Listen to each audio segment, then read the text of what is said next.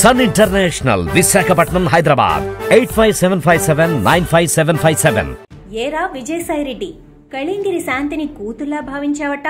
ఈ గొప్ప విషయాన్ని తెలియజేస్తూ శనివారం నాడు ఏరా విజయసాయి రెడ్డి ఒక ట్వీట్ చేశాడు. సాధారణంగా ఏరా ఎప్పుడైనా ట్వీట్ చేశాడంటే దాని నిండా కడుపులో తిప్పే స్థాయిలో బూతులు, ఆరోపణలు ఉంటాయి. ఇప్పుడు కళింగిరి శాంతి వ్యవహారంలో పీకల దాకా కూరుకుపోయి ఉన్న ఏరా విజయసాయి రెడ్డి ట్వీట్లు డిఫెన్స్ మోడ్లోకి మారిపోయాయి.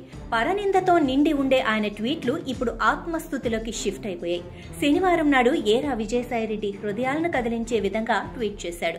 అందులో మేటర్ ఏంటంటే, వాస్తవాలు ప్రసారం చేస్తున్న కొన్ని టీవీ ఛానళ్లు వాటి ముసుగులో చెలామణి అవుతున్న కొన్ని శక్తులకు సంజాయిషీ ఇవ్వాల్సిన అవసరం లేదు.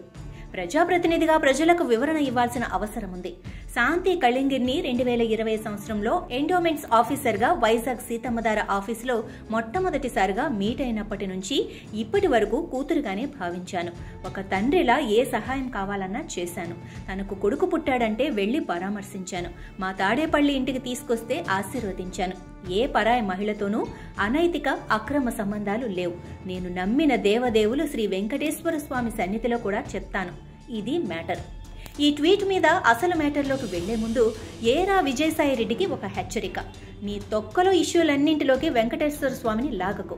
ఆయనతో పెట్టుకొని నీ A1 ఆయన ఫాదర్ కూడా మటాష్ అయిపోయారు.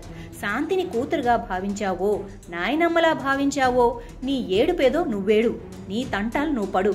ఓవర్ బిల్డప్ ఇవ్వటానికి స్వామివారి పేరు ఉపయోగించావంటే నీకు మామూలుగా ఇత్తడైపోదు. Be careful.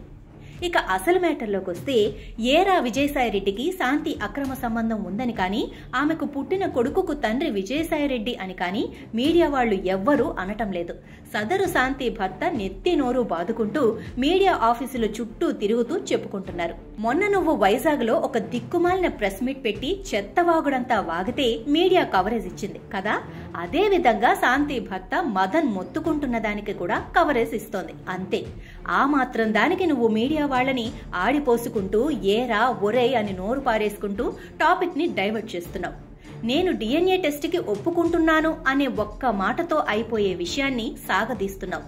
లేనిపోని అనుమానాలు కలిగేలా చేస్తున్నావు.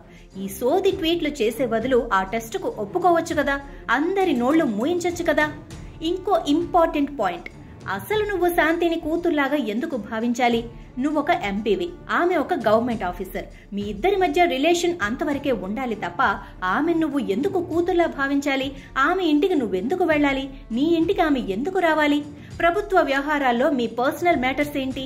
ఎందుకు నువ్వు తండ్రిలా ఆమెకు సహాయం చేయాలి?